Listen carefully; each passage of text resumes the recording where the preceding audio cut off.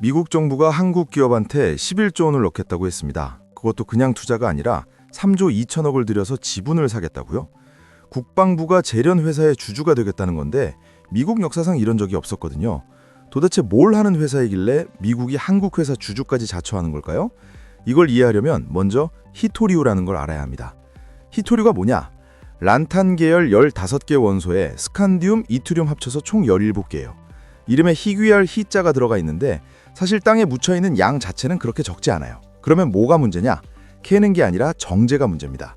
광석에서 히토류를 뽑아내려면 강산으로 녹이고 분리하고 정제하는 과정을 거쳐야 하는데요. 1톤 처리할 때마다 산성 폐수가 약 20만 리터, 방사성 폐기물이 1.4톤씩 나와요. 광석 안에 토륨이랑 우라늄이 같이 섞여 있거든요. 그래서 환경 규제가 좀만 강한 나라에서는 이 공장 자체를 못 짓습니다. 채굴이 어려운 게 아니라 정제가 어려운 거거든요. 이게 핵심입니다. 이 히토류가 어디에 쓰이냐? 여러분 주머니에 있는 스마트폰, 스피커랑 카메라랑 진동 모터에 다 들어가고요. 전기차 모터에 들어가는 네오디뮴 자석은 한 대당 1kg이 넘어요. F-35 전투기 한 대에는 약 417kg이 들어가고 토마호크 미사일, 핵잠수함, 풍력 터빈, AI 반도체, 로봇, 자율주행까지 현대 문명의 핵심 부품치고 이게 안 들어가는 게 없어요. 미국도 원래는 이걸 직접 했었거든요. 캘리포니아에 마운틴 패스라는 광산이 있었는데 1980년대까지 세계 최대였어요. 근데 환경오염 때문에 문을 닫았습니다. 지금은 MP 머티리얼스가 다시 캐고는 있는데 정작 정제는 어디서 하냐? 중국에 보내서 합니다.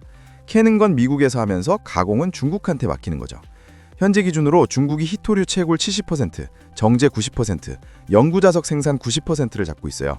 사실상 한 나라가 독점하고 있는 겁니다. 근데 중국이 이걸 그냥 장사만 하고 있었으면 아무도 신경을 안 썼겠죠. 문제는 이걸 무기로 쓰기 시작했다는 거예요. 시작은 2010년이었습니다. 센카쿠 열도 분쟁 때 일본한테 히토류 수출을 끊어버린 거죠. 전 세계가 한번 놀랐는데 솔직히 그때 이후로 제대로 대비한 나라가 없었어요. 그러다 2023년에 갈륨, 게르마늄 수출 통제, 2025년 4월에 트럼프가 관세를 때리니까 보복으로 히토류 7종이랑 영구자석 수출을 막아버립니다. 전기차 모터, 풍력 터빈, 스텔스 전투기의 필수인 원소들이에요. 그리고 2025년 10월에 한 발 더 나갑니다. 가공 기술 자체의 수출을 금지해요. 물건만 안 파는 게 아니라 만드는 방법도 안 알려주겠다는 겁니다. 이게 결정적이에요. 이 시점부터는 기술을 이미 가지고 있는 쪽만 답이 되는 거거든요. 새로 배울 수 있는 길 자체가 막혀버린 거예요. 안티모니도 똑같은 상황이에요. 중국이 전 세계 생산의 58.8%를 차지하고 있고 미국은 안티모니 수입의 76%를 중국에 의존하고 있었습니다. 스콧 베선트 미국 재무장관이 한마디 하죠. 모두가 운전대에서 졸고 있었다. 그래서 미국이 움직이기 시작하는데요. 프로젝트 볼트라는 이름으로 120억 달러, 한화 약 17조 5천억 원짜리 핵심 광물 전략 비축을 시작해요. 54국이랑 EU를 묶어서 핵심 광물 투역 블록도 만들었고 6개월 동안 광물 프로젝트에만 300억 달러 넘게 쏟아부었습니다. 목표는 하나예요. 중국 안 거치는 독자 공급망. 근데 여기서 벽에 부딪히는 거죠. 돈은 있고 의지도 있는데 기술이 없어요. 광석 캐는 건 되는데 정제를 못 하거든요. 중국식 건식재련소는 EPA 환경 규제 때문에 미국 땅에 허가가 안 납니다. 그렇다고 기술을 새로 개발하자니 중국이 기술 수출까지 막아놨잖아요. 미국이 아무리 돈을 쏟아부어도 이 기술을 가진 곳을 찾지 못하면 전부 의미가 없는 거예요. 하나 있습니다. 1974년 울산 온상, 직원 12명, 매출 114억 원으로 시작한 회사가 있어요. 고려아연. 이 회사를 이해하려면 1949년까지 올라가야 하거든요. 황해도에서 내려온 두 사람, 최기호와 장병희가 서울 종로에서 영풍기업사라는 광산회사를 같이 세워요. 광산업을 같이 하다가 1974년에 울산 온산 비철금속단지 아연 재련 사업자로 선정되고 이때 별도 법인으로 만든 게 고려아연이에요. 최기호가 초대 회장, 장병희가 2대 회장. 두 가문이 75년 동안 영풍과 고려아연을 같이 경영하는 구조로 쭉 갔습니다. 여기까지는 아무 문제가 없었어요. 자, 이 회사가 50년 동안 뭘 했느냐? 이게 핵심이거든요. 한마디로 요약하면 이 회사가 한 건 연금술이에요. 남들이 쓰레기라고 버리는 것에서 전략 자산을 뽑아내는 회사거든요. 보통 재련이라고 하면 광석을 녹여서 금속을 뽑아내는 건데 아무리 잘해도 100%를 다 뽑지는 못합니다. 업계 평균 회수율이 한 80% 정도예요. 100톤짜리 광석을 넣으면 80톤을 건지고 나머지 20톤은 찌꺼기로 버리는 거죠. 전 세계 대부분의 재련소가 이렇게 합니다. 고려아연은 이 찌꺼기를 안 버렸어요. 50년 동안. 이 회사가 독자적으로 개발한 핵심 기술이 3가지가 있는데요. 첫 번째, 연을 재련할 때 원래는 산화하고 환원하고 두 단계를 따로 거쳐야 해요. 고려아연은 이걸 하나의 로에서 동시에 처리하는 공법을 만들었어요. 다른 나라들도 시도는 했습니다. 근데 상용화까지 간 데는 여기밖에 없어요. 세계 최초예요. 근데 이 회사는 여기서 안 멈췄거든요. 두 번째로 아연을 뽑고 남은 잔사에서 금속을 다시 뽑아내는 기술을 개발했어요. 남들이 쓰레기라고 버리는 그 찌꺼기에서요. 이 기술이 2010년에 대한민국 100대 기술로 선정됐고 2023년 9월에는 아예 국가 핵심 기술로 지정됩니다. 한국 정부가 이건 해외로 나가면 안 된다고 판단한 거예요. 2025년 12월에는 희소금속 회수 기술까지 추가로 국가 핵심 기술 지정을 신청했습니다. 이쯤 되면 감이 오시죠? 세 번째가 뭐냐면 아연, 납, 동을 재련하면서 나오는 부산물들을 전부 순환시키는 겁니다.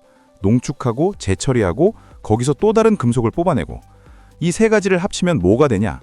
회수율 99%예요.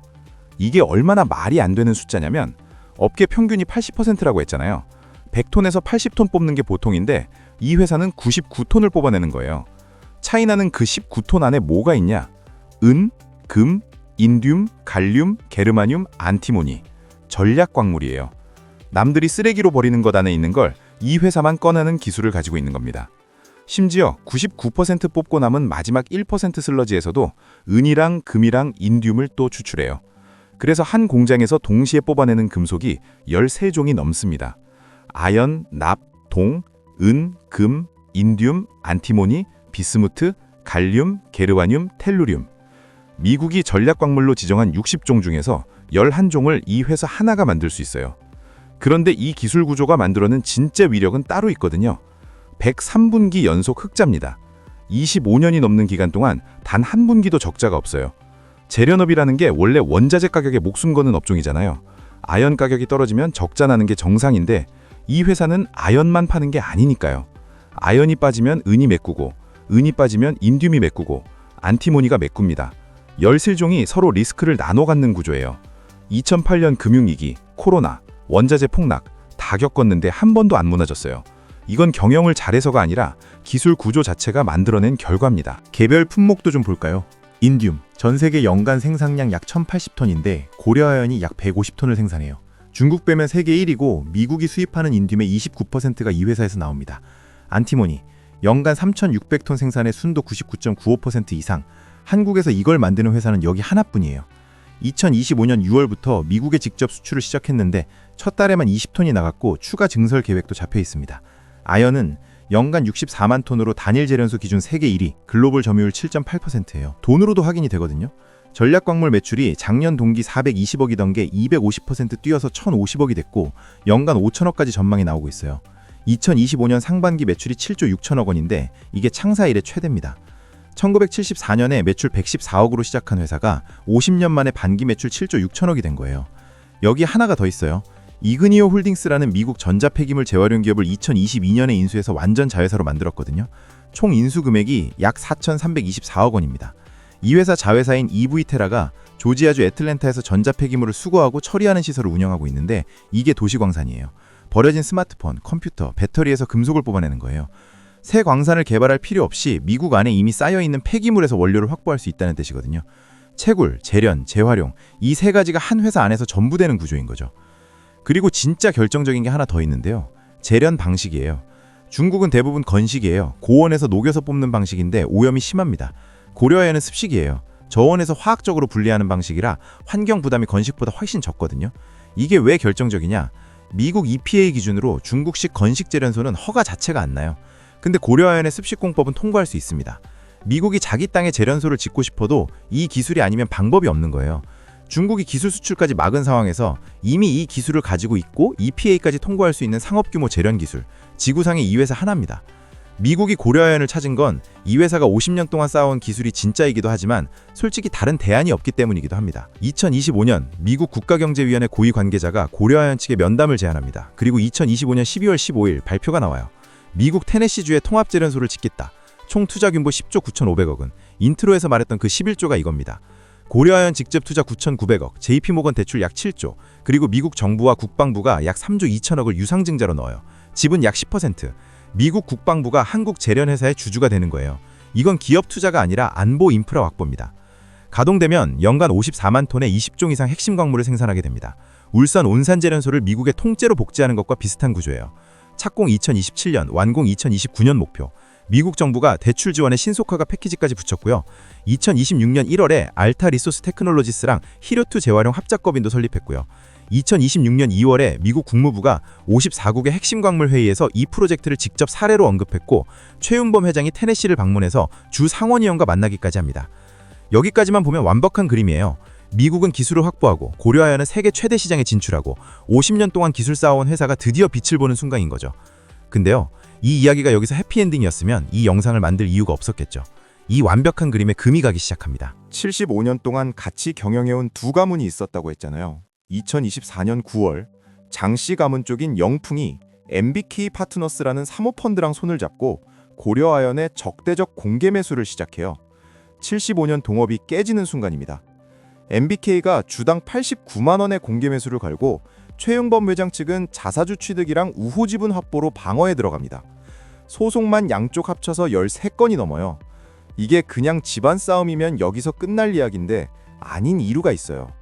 MBK의 돈이 어디서 왔느냐는 거거든요. MBK 6호 펀드 출자 구성을 보면 국내 자본 20%, 해외 자본 80%입니다. 이 해외 80% 안에 CIC가 있어요. 중국 투자공사, 중국 국부펀드예요. MBK 측은 국정감사에서 중국 비중이 5%를 조금 넘는 수준이라고 해명했습니다. 5%면 적어 보이잖아요. 근데 미국 논에는 전혀 다르게 보이는 거예요. 2025년 1월 로버트 오브라이언 전 미국 국가안보보좌관이 기고문을 씁니다. 남의 나라 기업 경영권 분쟁에 전 NSC 보좌관이 직접 글을 쓴다는 건 보통 일이 아니거든요. 내용은 이거예요. MBK 출자자에 중국 국부펀드가 포함되어 있고 이 펀드가 경영권을 가져가면 핵심 광물 기술이 중국으로 넘어갈 위험이 있다. 미국이 11조를 넣으려는 회사예요. 국방부가 주주로 들어오겠다고 한 회사인데 그 경영권이 중국 돈이 섞인 펀드로 넘어갈 수 있다는 겁니다. MBK 김병주 회장은 한국계 미국인이에요. 투자심의위원회에서 유일하게 거부권을 가지고 있고 주요 등기 임원 상당수가 외국 국적이에요. 국내 법인이긴 한데 실질 지배구조를 보면 해외존에 가깝죠. 과거에 한국토지신탁 인수 시도 때 해외 자본이 국내 펀드를 통해 우회 인수를 시도했다가 금융당국이 차단한 적도 있었고요. 국회 정무위원회에서는 검은머리 외국인으로 둔갑해서 자본시장을 교란하는 건 뿌리를 뽑아야 한다는 발언까지 나왔습니다. 법적 장치도 움직이고 있어요. 고려아연 자회사 캠코의 니켈 양극활물질 전구체 기술이 2024년 11월에 국가 핵심 기술이자 국가 첨단 전략 기술로 지정됐거든요. 외국인이 이걸 인수하려면 산업부 장관 승인이 필요합니다. 테네시 재련소가 가동되면 미국 쪽에서도 CFIS 심사 대상이 될 수 있어요. 미국이 핵심 인프라로 보는 시설의 경영권이 바뀌면 투자 백지화나 매각 명령까지 가능한 구조입니다. MBK는 이걸 의식했는지 워싱턴에 로비스트까지 선임했고요. 정리하면 이런 겁니다. 75년 동안 찌꺼기 하나 안 버리고 기술을 쌓았던 회사가 있었어요. 직원 12명, 매출 114억에서 시작해서 회수율 99%, 103분기 연속 흑자, 13종 동시 생산, EPA 통과 가능한 세계 유일의 습식 재련 기술까지. 이 회사가 히토류 전쟁이 터지면서 갑자기 지구상의 거의 유일한 대안이 됐어요. 미국이 11조를 들고 왔고 국방부가 주주가 되겠다고 했습니다. 근데 바로 그 시점에 해외 자본 80%의 중국 국부펀드가 포함된 펀드가 이 회사의 경영권을 노리고 있는 거예요. 같은 회사인데 주인이 누구냐에 따라 미국의 핵심 파트너가 될 수도 있고 11조 원이 전부 날아갈 수도 있습니다. 2025년 법원이 최윤범 회장 쪽에 손을 들어줬지만 분쟁은 아직 끝나지 않았어요. 1974년 울산 온산에서 직원 12명으로 시작한 회사가 50년 동안 남들이 버리는 걸 주워와 기술을 쌓았고 그 기술이 어느 날 미국과 중국 사이에서 전략 자산이 됐습니다. 미국이 돈을 들고 왔고 중국 돈이 섞인 펀드가 경영권을 노리고 있어요. 한국 정부는 기술 유출을 막고 있습니다. 미국, 중국, 한국 세 나라의 이해관계가 이 회사 하나에 걸려 있는 겁니다. 50년 동안 쌓아온 기술이 대단하니까 이 상황이 벌어진 건데 그 대단한 회사의 운명이 어떻게 될지는 아직 아무도 모릅니다. 구독과 좋아요는 컨텐츠를 만드는 데 큰 도움이 됩니다. 이상 뇌강이었습니다.